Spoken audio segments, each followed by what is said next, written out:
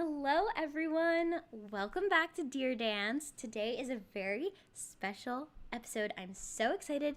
I have Jason Potell here on the show, and this is like the coolest thing ever because not only is he an amazing dancer, I'm going to show you a video of him dancing at like this amazing big space that I'm blanking on the name, but he'll remind me. The Kennedy Center, I believe. Like that's a big deal. That's why I'm like overwhelmed. Whoa. And not only is he an amazing dancer, ballroom dancer, tons of different styles. He's traveled all over the world dancing, learning the dances in the places they were created, which is so cool. He is also doing amazing work for dancers and is running for Congress. So, like, whoa, I'm just so excited to talk to him, share his whole story, and learn about all the stuff that he's doing to help the dance community, both in his artistry and in his policy making. So, let me share this video of him dancing, and then we'll bring him on in.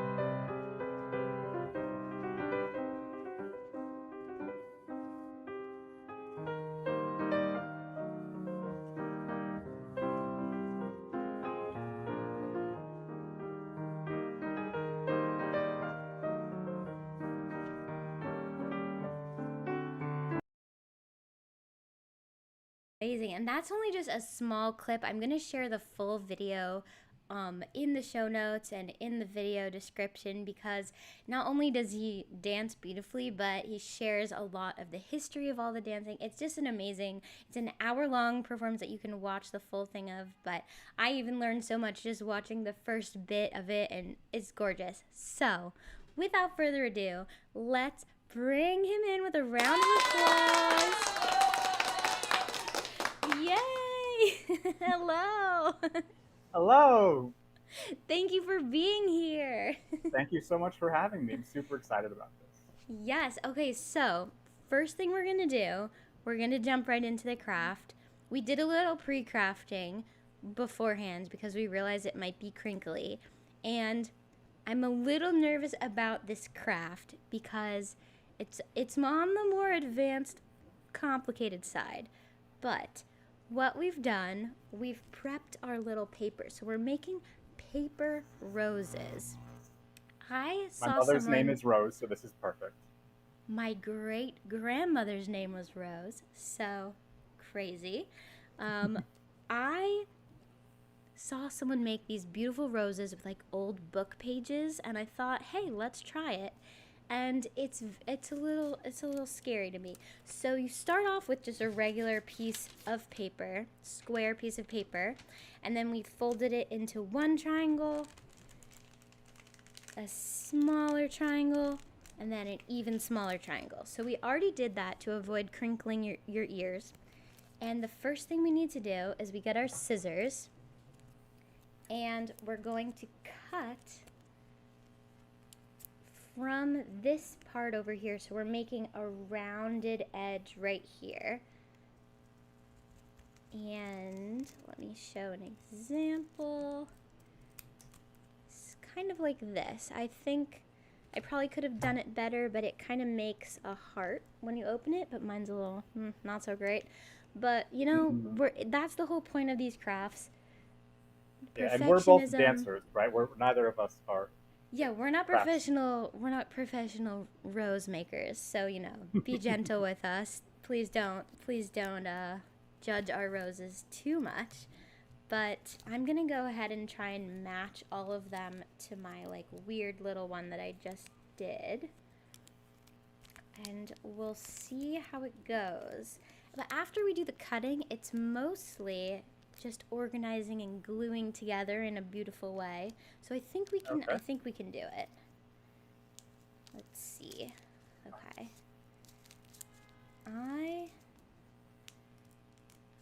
Sometimes there's crafts that I think are going to be a super hit and super easy, and it turns out that they're a horrible disaster. So maybe the fact that I think this could be a disaster is actually be really good. Yeah, we're probably gonna just quit our jobs and go professionally into making paper flowers. I don't know about you, but I'm pretty sure that's our path in life. Sorry for all the work you've been doing on your That's my your congressional entire run. life. Yeah, Sorry, guys, I had to leave to go into flower making. Yeah, your true calling. Okay, I have all of my little things cut. So from my understanding, we're going to cut off the little tip right here. So right at the bottom, where it's like the bottom of the heart, I believe we want to just cut a little bit off there. Okay. So that when we open it, we have this shape with a little hole here. And then we're gonna cut on. Okay, I think I figured that correctly. Yeah, that looks amazing. And then you're just gonna cut down one of the seams. Okay, one of the straight ones or one of the diagonal ones? Oh. Any of them I think is okay.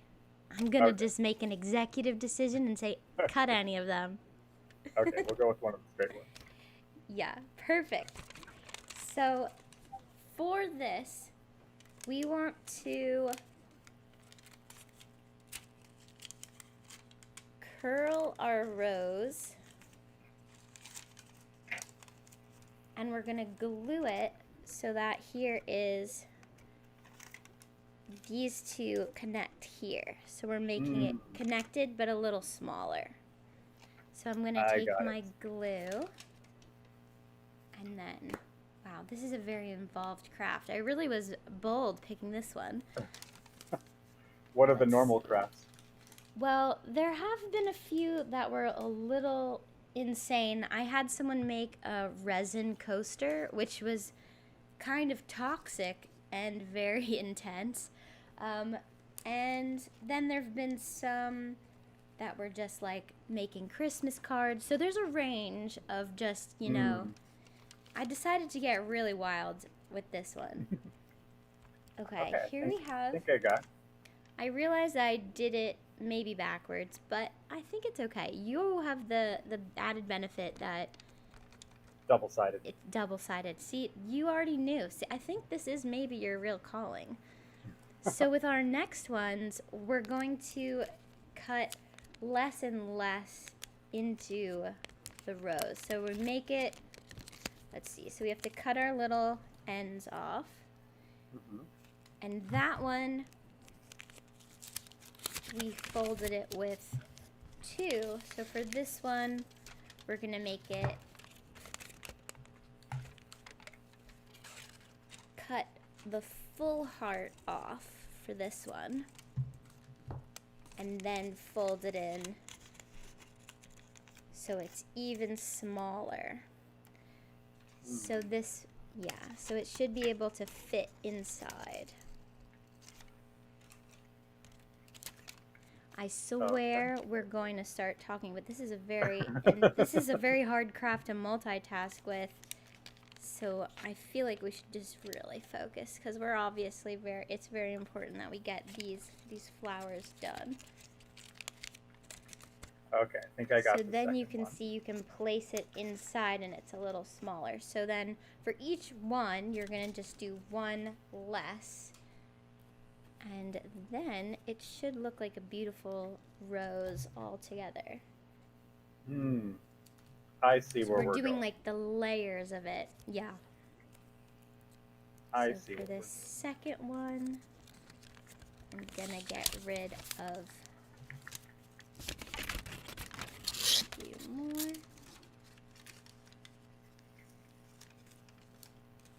Do you have any crafts that you do regularly to pass the time? Or any Uh, crafts that you picked up during this pandemic? so in terms of handcrafts, probably not. When it comes to my art skills, the construction arts or arts you make with your hand have tended not to be my strong suit. So I always joke that the worst grade I ever got in my life was in first grade in handwriting because my handwriting as a child was simply atrocious. Oh And, no. and that kind of bled into drawing or sculpting or anytime I tried to make something with my hands, it tended not to go particularly well. So that's why dance was an amazing outlet for me because it didn't require making something with just your hands. You used your entire body, and I was much better at doing that. And here I am, forcing you on YouTube to craft a complicated rose. Hey, Okay, but I that's what think stepping out of your comfort zone and showing exactly. you can rise to whatever challenge, whether it's addressing policy or funding for the arts in the United States or making a paper rose. Exactly. So I kind of threw mine together, but this is kind of the vibe, and then we would need to secure it all together. And I've also seen some people roll the edges over so that it makes it Mm. much more realistic looking. But that's kind of our craft. I mean, honestly, it's not so horrible on my end. I think you could probably put like a paper pipe cleaner through it and do a little thing to if you wanted to have it in a vase, and save it for the Yeah, rest a of your little pipe. life. Yeah, but Yeah, even if you wanted to put it on a got it on card or my something, scissors. yeah, it would be definitely way cuter if I had done it with the gold side on the other side. Mm. But like it's a mystery, it's a secret. So I'm gonna say this craft was a success for us. Yours looks Okay, amazing. I feel like thank you you. could have people wear that at weddings, put it on a you could wear that when you win on your jacket.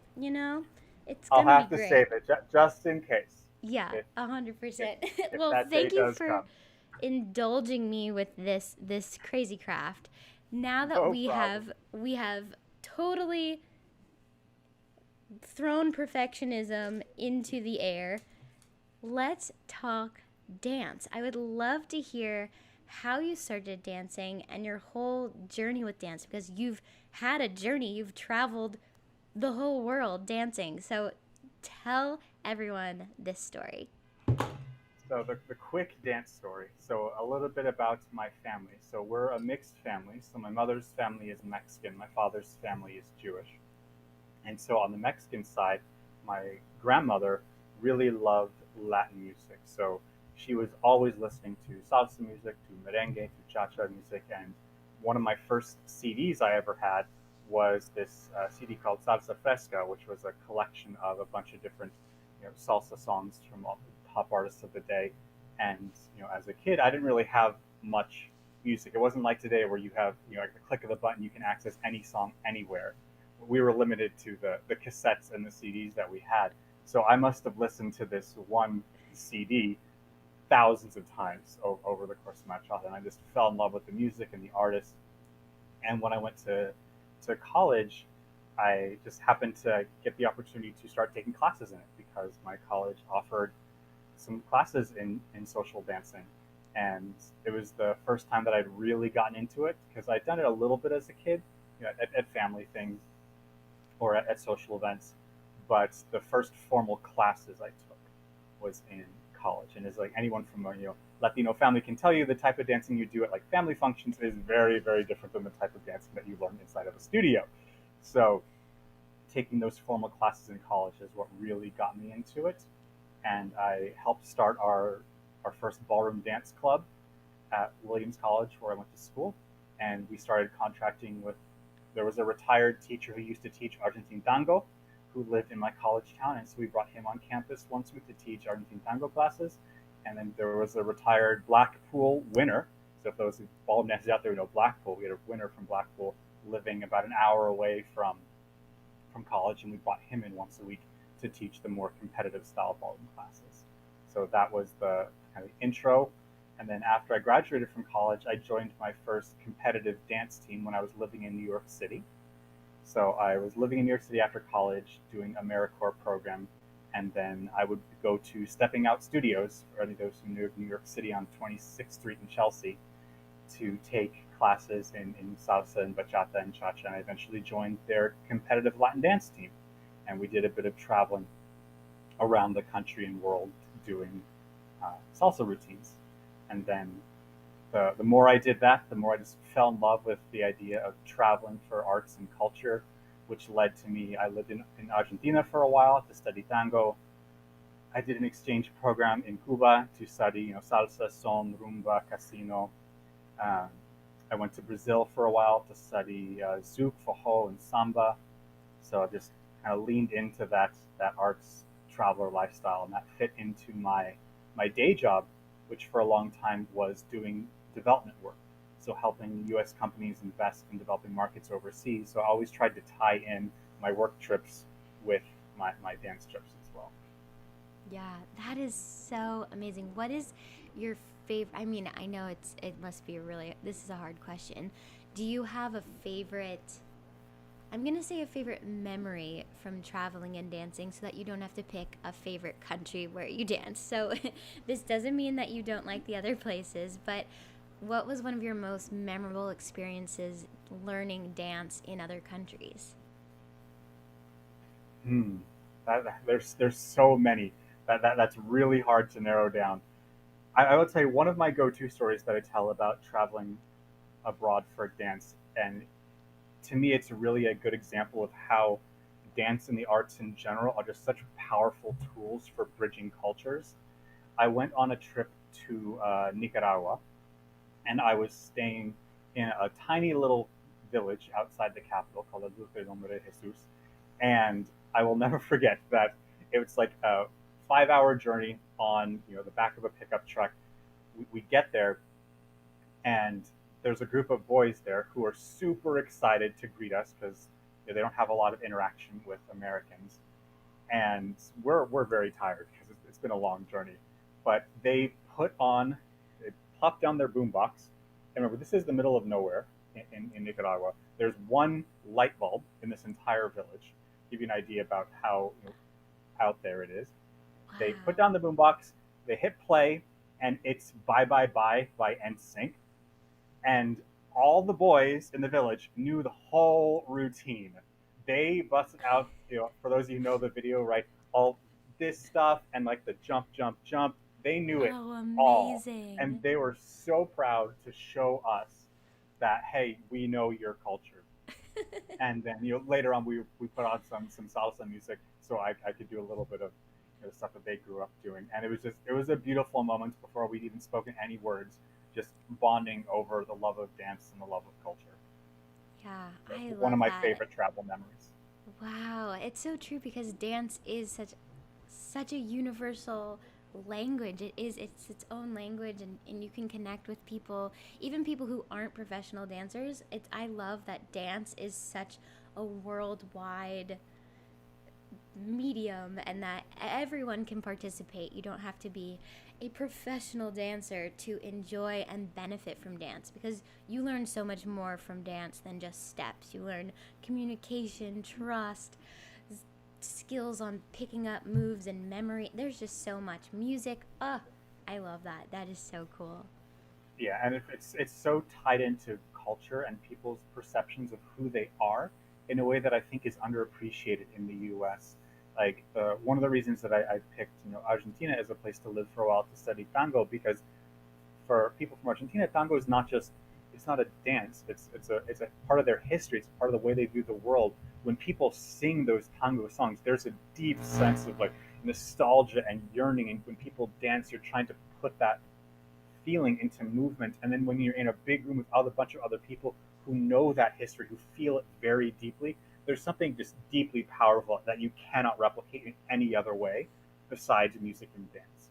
And I just love being able to see that throughout my travels. And I wish I saw that more in the US. I see it some places, but I definitely feel like the US is not a place that appreciates the arts and dance in the same way that I've seen in other countries. And I'd like to be a part of, helping address that and making Yeah, it so that. 100%. And it's interesting because I feel like with TikTok blowing up, it's a as much as you can kind of like pew pew TikTok dances and stuff, it has brought dance more into American mainstream culture, and Absolutely. it's I think that that's a great thing, and I hate the term like, oh, they're just a TikTok dancer, because anything that gets people to dance I think is amazing. I've seen high school boys on like sports teams who would never have been comfortable dancing, doing all these silly dances, and I don't know, it's a weird balance, but I'm like, maybe that's a path that is happening, and then maybe the more deep dance, and that a door that can open people's eyes to that. So that's something that I think is really interesting. Absolutely. I definitely am very grateful to. So, as someone from an older generation, so I'm 39, so TikTok is a little bit, younger than I am. So I didn't grow up with it, so I'm definitely not as in tune with it as, as the younger generations are. But I still see, like when I was a kid, growing up in the 80s, and my hero for dance was always Michael Jackson. And my parents have pictures of me trying to do Michael Jackson movements when I was a little kid, and I just love whenever his videos came out, I would try to mimic his steps.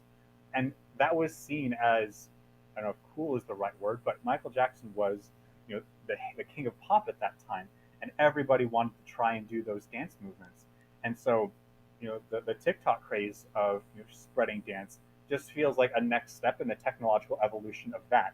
Now we don't only have access, once a week when we happen to catch the latest Michael Jackson video on TV, but now anyone has the ability to share, their love of dance. So I think Yeah. there is a bit of a generational difference, but I'm so grateful for, whether it's TikTok or Dancing with the Stars or any of, the more, maybe they can be argued that a little bit on the more poppy side, but they're still uniting people across barriers with a love of dance, and there's something very beautiful about that. Yeah, 100%. So I know right before COVID, you put on a dance festival. What was that all about? Yeah, so one of my big loves for partner dancing, because I'm a partner dancer at heart with, ballroom and Latin. I love that connection aspect and creating with someone else. I do like solo dancing, but I get more joy out of building something with a partner. So that's why most of the dances that I studied throughout my life are partner dances. And at some point, if you study enough partner dances, and at one point I was teaching about 25 different styles. This is a lot of different Oh, styles wow. of dance. You start to see similarities and overlaps and techniques that work in one that could be transferred to another one.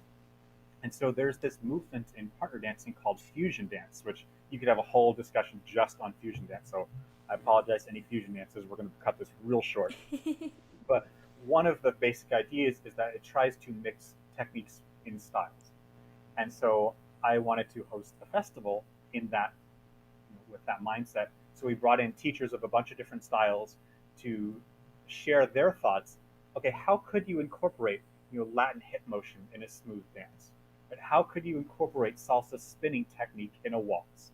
Right? Not saying that you would ever do that in a competitive standpoint, but just as like, you know, mathy people like doing logic puzzles. This was like the dancer version of a logic puzzle. It's like expand your brain. What can you figure? How can you try to mix different things and see what works and what doesn't? Because ultimately, all of dance comes from that. It's people bringing in their own experience, mixed lives, adapting to their own experience to what they learned and changing it a little bit. Like art is fluid; it changes throughout time and depending on who touches it.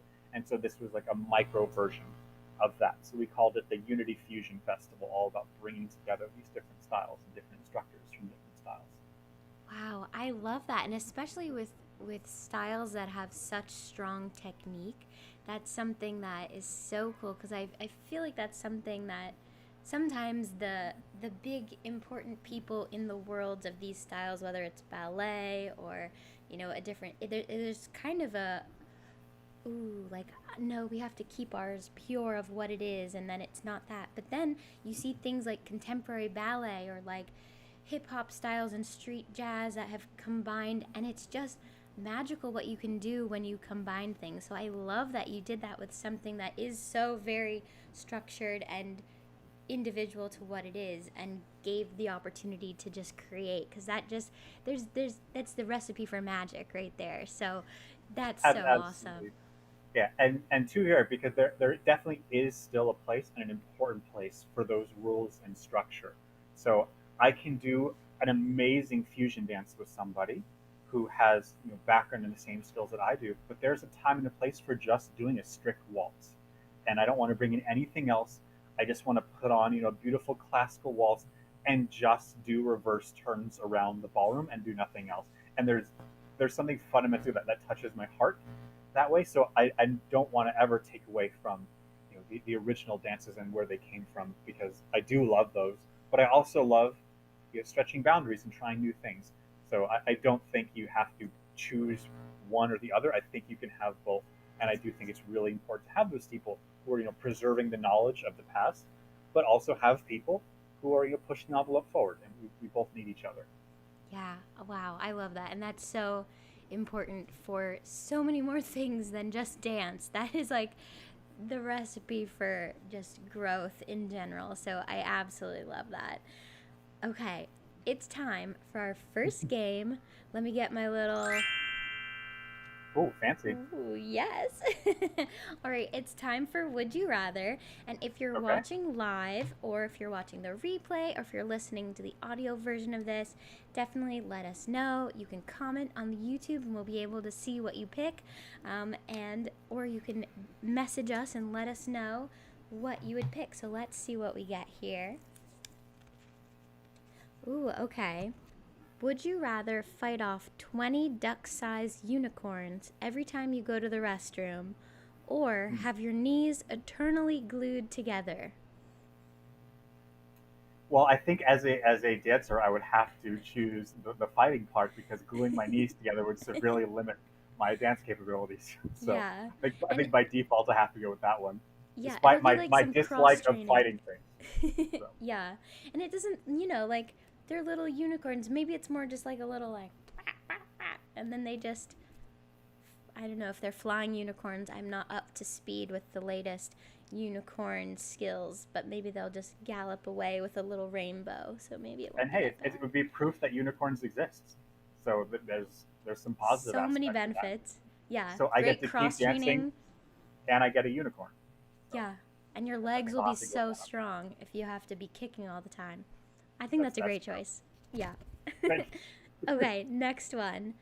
Would you rather spend the rest of your life trapped inside a yellow balloon, or have to wear wet socks inside dry shoes every single day? Hmm. As much as I dislike wearing wet socks, and I hate wearing wet socks, I will have to go with that, because I love experiencing the world, as we've talked about, and anything that limits my capabilities to do that, such as being trapped inside a balloon, would be very difficult for me. Like, just having during this whole COVID experience, being very limited on traveling abilities, or even just interacting with people abilities, has felt very difficult for my soul, and I think on that level, I'll have to pass on the balloon thing. Yeah.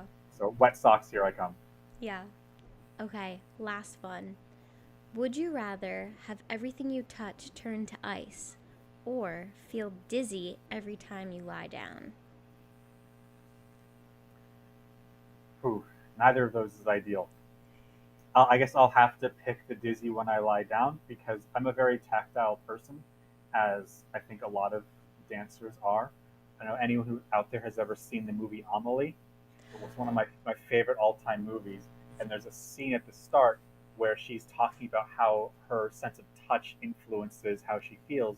And there's a scene where she sticks her hand into this huge bucket of dried beans, and just talks about the magic and how that makes her feel, and that's something that I identify with very strongly. So losing my sense of touch by turning everything to ice would just be devastating for me. A So hundred wet percent. socks and dizzy when I sleep is, and fighting unicorns apparently Yeah, is I think my those are lot in great life. choices. And I'm also a huge Amelie fan. Wow, I never hear anyone who knows Amelie, so this is very exciting for me and all other The main Amelie theme is to fans. that is a waltz, by the way. Oh, La Valse very d'Amélie cool. is the main Very theme from that cool. song, and I have danced to that, and I highly recommend it. And that's an example of a song that I would just want to do a strict waltz to that song. Yeah. I wouldn't want to try and throw in anything different, just because I love how that song sounds and how Oh, it it's makes me just think of perfect. the I can movie hear in it in my Paris. head as it's, oh, it's so beautiful. Okay, so as I cough, excuse me, not COVID, just choking on tea. So I would love to hear a little bit more about your passions outside of dance. And then I would also love to hear about your future plans and everything that you've been doing. I'm sure it'll all tie in together, but let's hear it. What are some of your passions outside of dance? So I'll save the politics and activist stuff for a second. We'll say that for last because that's going to be a much longer topic. But as far as other passions outside of dance, when I was going into college, I was actually an English major when I first went into college because I thought I was going to be a poet. I got into college in large part thanks to my English teacher, Mr. Vale. If you're out there, Mr. Vale, thank you, who pushed me to apply for some writing awards, specifically for fiction and poetry. And I won a couple national awards actually in poetry writing.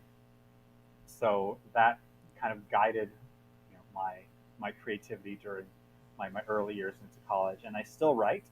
Uh, Most of what I write is very personal, so I don't tend to write it for others.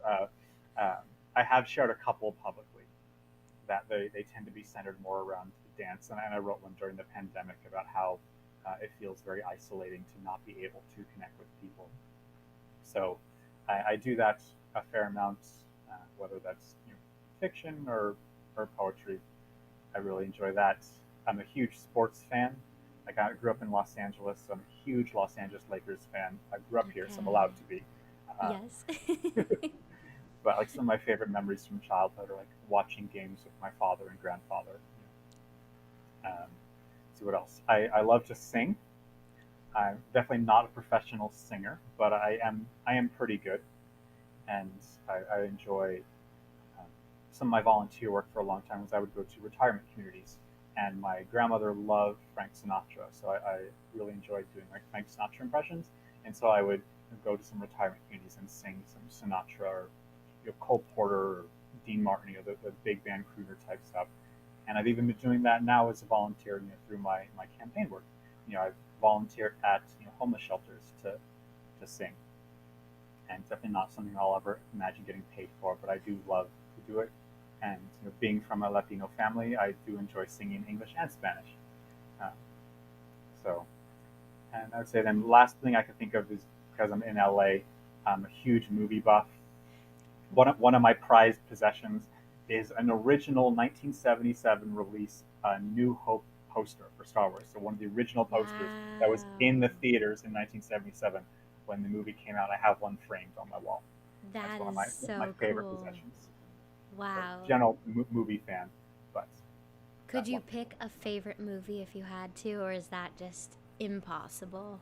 That is so difficult, but one of my go-to ones is I often say when I get asked this question, Moulin Rouge, because Mm. I feel that Moulin Rouge, more than any other movie I've seen, is an unapologetic love letter to music, art, and dance.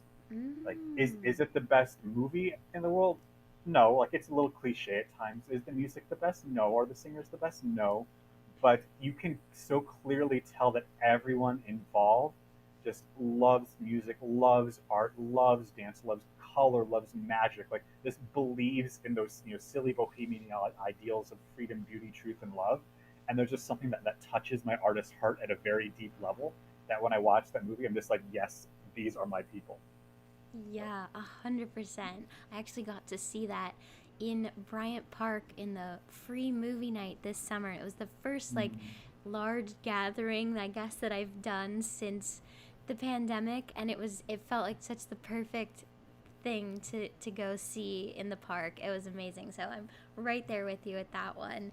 So I would love to know how you started getting involved in politics and how this journey has been for you and why you're so passionate about making change and especially helping dancers in this community.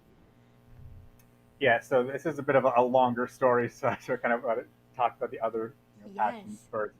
So community service has always been a part of my life. My uncle, when I was a kid, was the head of the local Rotary Club, and he was super involved in all the different community service days.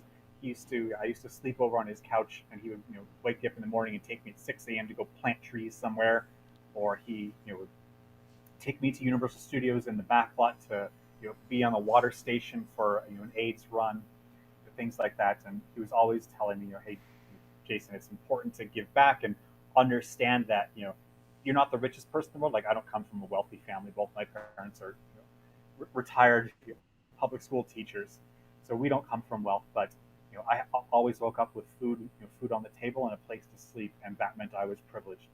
And it was really important for me to recognize that and to give back from day one. And when I went to college, on that trip to Nicaragua that I mentioned, that opened my eyes to kind of true poverty. Like I've seen poverty in the U.S., but that was my first experience with like children digging through piles of garbage in garbage dumps, searching for the one bottle to recycle for 5 cents, so their mother could walk 5 miles barefoot to go to the recycling center to recycle it, so they could finally get some beans to eat. Like that was poverty at a level that I didn't even understand that could exist. And so, coming from this childhood where I was really trying to be involved in public service, and then I saw this, I felt so ignorant. It's like I clearly don't understand the world. If this thing existed, I had no idea. So that kind of put me on a path to, after college, I went and joined AmeriCorps, which puts young people in you know, nonprofits around the country. And so I worked in an education nonprofit in New York City. I eventually joined that organization full time as a grant writer, trying to understand. Okay, I see the service side. Like, how is this sustainable? So, how does the money work? Right? How does logistics work? How does the policy work? So I learned that on that side, and then I still felt like I didn't understand. So I went and got my graduate degree in public policy to help me understand the economic side of this. How do big companies affect me? Because I walked by a factory in Nicaragua and didn't understand how I was involved in that. So I decided, okay, I need to study like international relations, economics, public policy making to figure out how I can better understand this world. And so the more time I spent with that, the more I learned and the more connections I made with people. And throughout all of this time, I'm still dancing because that is my connection to people. That is how I see the world. And so keeping those two things together has always been a really important part of my life. And I got really into it uh, about 5 or 6 years ago when I started organizing dance.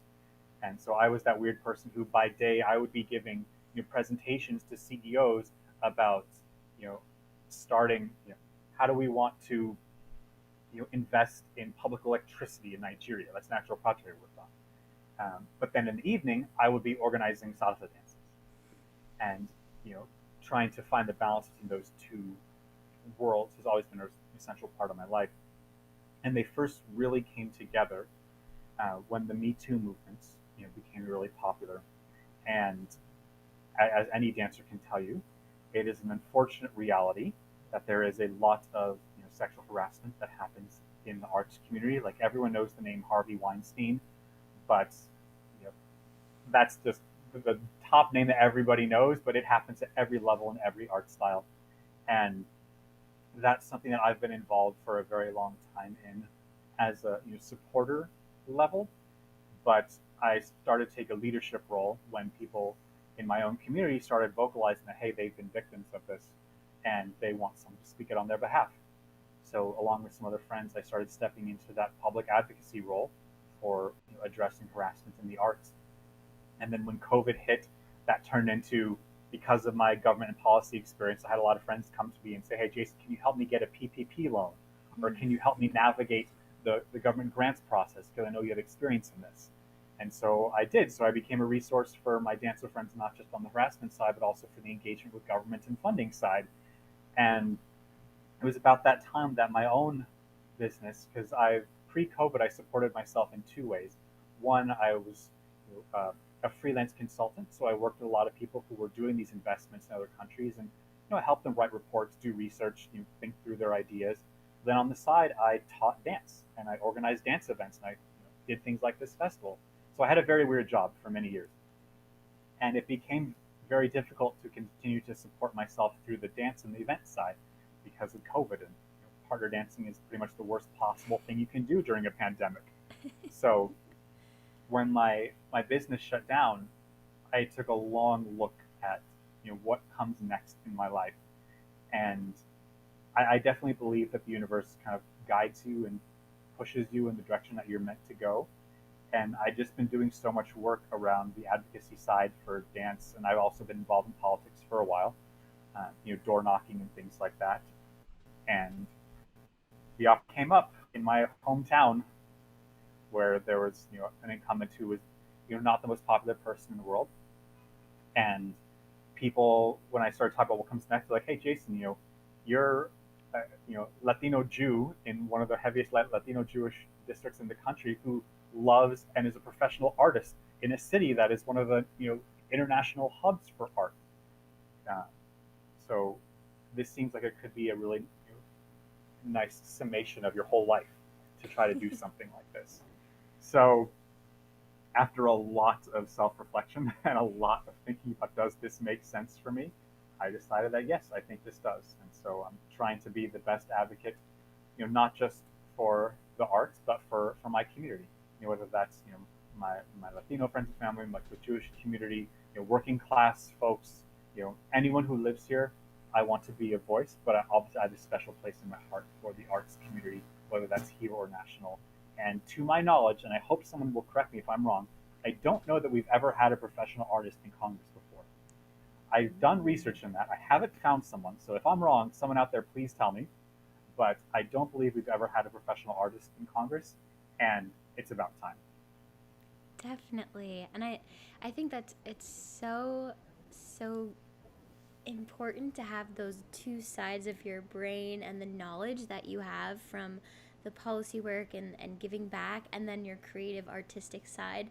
And a lot of times those worlds don't cross over. We don't have really a voice. We were talking off camera before we started about how even just today there's been a post about dancers in the Super Bowl are getting asked to work for free, and it's like they don't have someone to go to say, hey, this isn't right, are you going to help me? It feels a bit like the Wild West sometimes in this industry. And then especially during COVID, with so many opportunities getting just wiped out and not even knowing the knowledge or knowing who to turn to ask for help, I feel like there is such a split between, oh, you're a creative, you're an artist, you don't need to know the other things. And it's, at the end of the day, we're all people, we're all humans trying to live on this globe. And I think artists make the world better, and hopefully policymakers and politicians are, their job is supposed to help all the people have a better life and a better experience. So you have the same mission. So I think it's so Mm-hmm. awesome that you are going down this path, because that can only be a stronger ultimate human going forth and looking out for people, because it's that separation is so clear, and the pandemic made it so clear of the haves and the have-nots of both knowledge and resources. So I'm very excited to see everything that happens for you, and hopefully things will work out. Thank you. Yeah, and with that, follow me hashtag Jason Potell on Twitter and Instagram. Uh, Yes. but something that you just said really resonated with me, that you've experienced during the pandemic, and I know so many of my artist friends who lost their jobs or who are now working in things that are not their passion because they couldn't support themselves through their love anymore. And yet, we all collectively survived or continue to survive the pandemic on the arts, based on the collective experiences that the arts have been able to provide for us, right? Whether it's something as potentially silly as Tiger King, right? Or Squid Game, or TikTok dances, or I love watching all these families make music videos with each other singing silly songs about the pandemic. Like, the arts have been what have kept us sane throughout these past 2 years. Like, without streaming services, what will we have all been doing, right, for the past 2 years? And these are artists, these are filmmakers, these are cinematographers, photographers. These are artists, right, who are reaching out to that human part of us that we recognize we are in isolation, we're missing human contact, and these artists are providing that for us. So as much as we've almost disregarded the arts during the pandemic and watched all these artists, get priced out of their jobs, yet we're relying on the arts to keep us sane. And there's just a fundamental disconnect there that really upsets me, both as an artist, but as a person, as a policymaker, as a potential policymaker, that we need to be doing a better job of supporting the people who are keeping us mentally sane. Yes, 100%.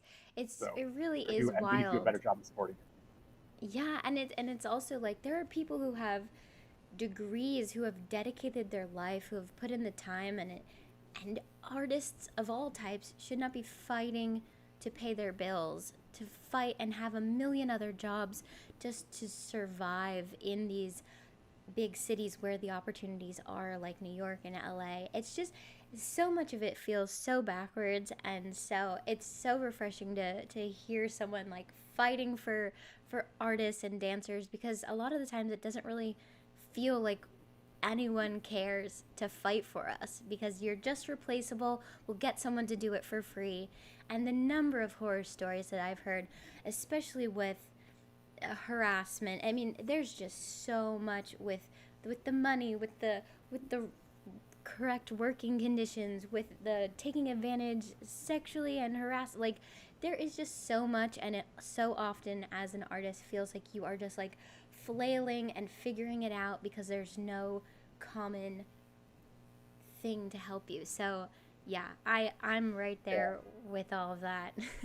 Two things that made me think that I really want people, if you're listening out there, to realize that kind of mindset is a conscious decision that we've made as a country. And if you don't believe that, just look at some place like South Korea right now, which South Korea made a conscious decision to invest in their arts community, which is why so much of the world, whether it's film, like when Parasite, right, or whether it's in TV show like Squid Game or music like BTS, right, there is a reason that Korean culture is so widespread around the world. That is not an accident. That was an Mm. intentional choice by leaders and policymakers in South Korea to invest in the arts community and create an environment where artists can be supported and thrive. So that is not an accident. That is a conscious choice, and I want to see us in the U.S. make that same conscious choice, right? And so it's not an accident. Is what my one thing. There are things we can do to Yeah. directly address that, um, and it's also it frustrates me sometimes because it is fundamental to how we view this country. Like, this isn't a something that was art kind of came along in the U.S. Our founding fathers, like John Adams, has a really famous quote that I love, and I hope I wrote it down somewhere. But he said, I need to study politics and war, so my sons have the liberty to study mathematics and philosophy. My sons ought to study mathematics and philosophy to give their children a right to study painting, poetry, music, tapestry, and porcelain. Right? Acknowledging that the ability to study and thrive in art is a gift that we need to be giving, our children and future generations. And if I can show one other of my favorite artsy quotes for all my artsy policymakers out there, JFK has one of my favorite quotes of all time, where he said that the life of the arts, far from being an interruption, a distraction in the life of a nation, is very close to the center of a nation's purpose and is a test of the quality of a nation's civilization. Like, when we go back and we study, early civilizations, what do we study to learn about them? We study their art. We study their language because that's what persists from a culture after it passes away. Right? That art tells us so much about who those people were, what they viewed, what they valued. And I feel like we've lost that to an extent in the US. And I want to be a small part of bringing that back and helping support those artists who are doing that creating and building that legacy. What does it mean to be a person in the United States? Yeah. Wow. Oh, I got chills thinking about that. So it's so important. We're so essential to culture and to the world. And yes, go arts. that's that's if I could sum it up, I just have to say go arts because it's just it's so important. So thank you for the work that you're doing, for fighting for us, for giving us a voice. Yeah, it hopefully inspires even more people and even more creatives to get involved in policymaking and getting involved in understanding what's happening in the world, because it can be very much like blinders on. I'm focusing on this next audition, I'm focusing on this. And I always say, Yeah. if you don't know about the world, how can you create art? It's a balance that goes both ways. So we have to understand what's happening in the world and be active and help and be a part of social justice, and also that will help us in turn create art that can help people heal from things going on. Like, it's just so connected. So hopefully this will inspire so many more people to get involved and to help us have a better standing and a better path forward. So Yes, the yeah. world would be a much better place if we had more artists making policy decisions. Totally. Because, like you said, a community that supports the arts is a community that supports social justice. Because fundamentally, art is the creative expression of what it means to be a human. Like, respecting art is a validation of that person's human experiences. And that is essentially what social justice is. Right? It's just recognizing the humanity in other people. And I can no better share with you my humanity than by showing you my art, by sharing with you my poetry, my music, my dance. That's the deepest expression of who I am as a person.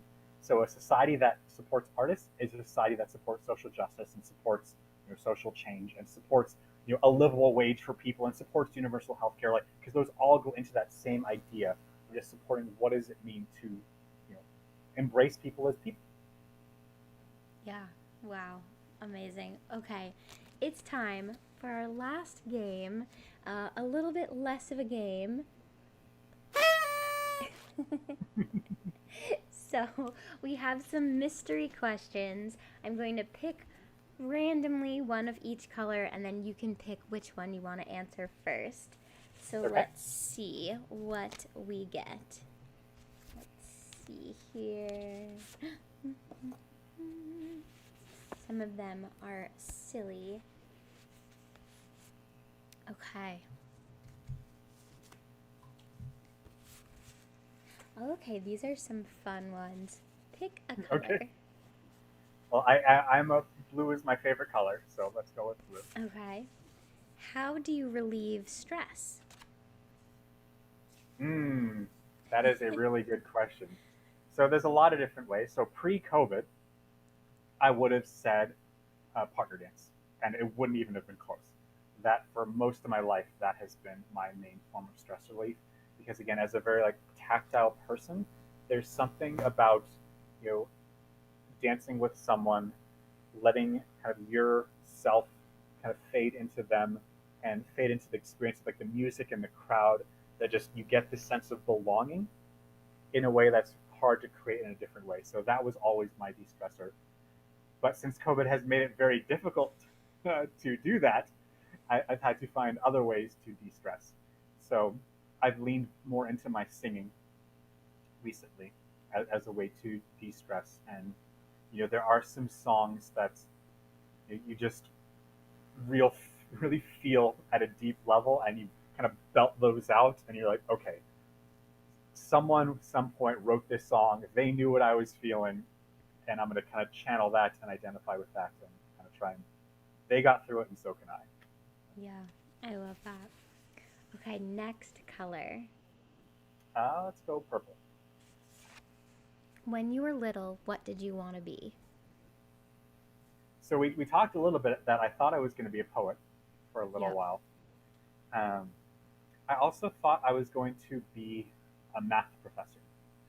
So I love math. My one of my most influential teachers. So there was Mr. Vale, who was my English teacher, who got me really into writing poetry, and there was Miss Mills, who was my seventh grade math teacher, and she gave me a book on math puzzles as extra homework, which for most people sounds like, why on earth would you ever do this to a child? But she saw in me that I really loved this stuff, and so like I went home and was doing extra math problems for homework, because I love the beauty that math can present.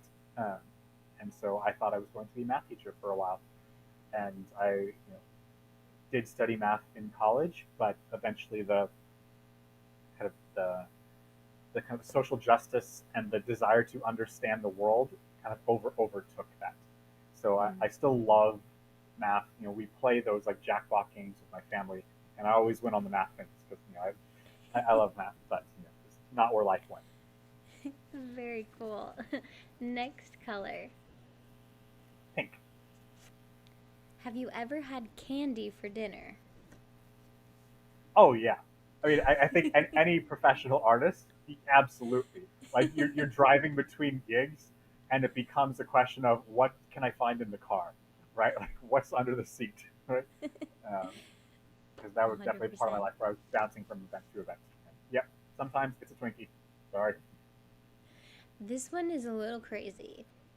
Would you rather eat cat food or dog food if you had to? Well, I have had both cats and dogs as pets, and I would have to say the cat food smells a little worse. I'm not sure why, but dog food tends to not smell as pungent for whatever Uh-huh. reason in my experience. So I'd probably have to go with the dog food. Cool. And the last question that I ask everyone is what brings out your most creative self? So I thought about this one because she told me about this one before. Oh, another one of my favorite quotes is actually by 50 Cent, who said during Okay. an interview, he said, when a person decides to be themselves, they offer something no one else can be. And that just really rang true because once you decide to be honest to you, you're being something that even if someone else tried to, they can't be you because they're not you. So trying to be authentically you is the most creative thing that you can be. And so that's something I struggle a lot with. I've felt a lot of imposter syndrome, whether it's going into being an artist or now running for office. Who am I, this person, to think I can make a change in the world? But I just have to keep telling myself that because I am a unique individual, I have something to offer that no one else does. And as long as I'm true to that, I'm being the best version of myself that I can be. So most creative Wow. when I'm authentically me. I love that. No one has ever said anything like that before. So that was a first. That was awesome. Amazing. Well, where can people find you? How can they get in touch? How can they follow your campaign and support you? Please, yeah. So my website I think is on the screen right now. Potellforcongress.com is my political website, but we're also on Instagram, Jason Potell. We're on Twitter, Jason Potell. On Facebook, we're Jason Potell for Congress. Please feel free to reach out to me on any of those platforms. I love hearing from artists. I love hearing about what you're doing, what struggles you're facing, how can I help. I want to be a megaphone for the artist community during this race. So please reach out to me. Awesome. And important information that I feel like sometimes people don't know. When can people vote? When is the voting for this? Because I feel like it's very often the presidential campaign, people vote, and then the midterms and all of these other things, people just are like, whatever, it'll just happen. So Absolutely. when Yeah. when is the day? So if you live in the Los Angeles area, specifically in the San Fernando Valley or Malibu, our election is June 7th of this year. So that will be Okay. the day you can vote. But if you don't live in the area, right, I still want to hear from you. I still want to be a voice for the national arts community because it'd be nice to have an elected official who's an artist from Los Angeles. But if I'm blessed enough to be that person, I want to be a voice for the arts all across the country. So even if you're not in my district, I would still love to hear from you and what you're doing and what support you feel like the arts need. Amazing. Definitely, everyone, go check this out. Do your research. Make sure that you are actually doing the work to vote so that you can actually have a voice instead of just being upset when things are crummy out here. So definitely everyone get involved. If you would like to support this show, definitely subscribe to the YouTube channel, Essentially Haley. I'd love to get to 1,000 subscribers one day. It's a slow journey, but I'm on my way. And then definitely check out the Instagram for the show, Dear Dance Pod. Or if you want to follow my personal dance Instagram, you can find me at Haley Grove. And then, of course, subscribe to the podcast version of this show, Dear Dance, on Apple, Spotify, pretty much anywhere you can get podcasts. And the last thing I have to plug is the Patreon. Once we get to 100 patrons, we're going to be starting the Dancer's Dream Grant Program, which means I'll be donating $1 per patron to a dancer every month who has a creative project that needs funding. So if we have 500 patrons, that's $500 a month to a dancer who might want to hire a videographer or rent studio space or pay their dancers to do an amazing project. There's so many ways that dancers need support and money to have this career because it's a very expensive career. So definitely, if you support the show, you'll be supporting dancers all around the world. So those are all the things I have to plug. Thank you so much for being here. There was just so many gems. I can't wait to, it's going to be really hard to pick quotes from this episode because I was just like listening, ears wide open. So thank you so much for sharing your time with me. Thank you for having me. Of course, this was awesome, and hopefully we will see you in Congress. Fingers crossed. Yes. Awesome. Thank you. Have a great night. Goodbye, everyone. Bye.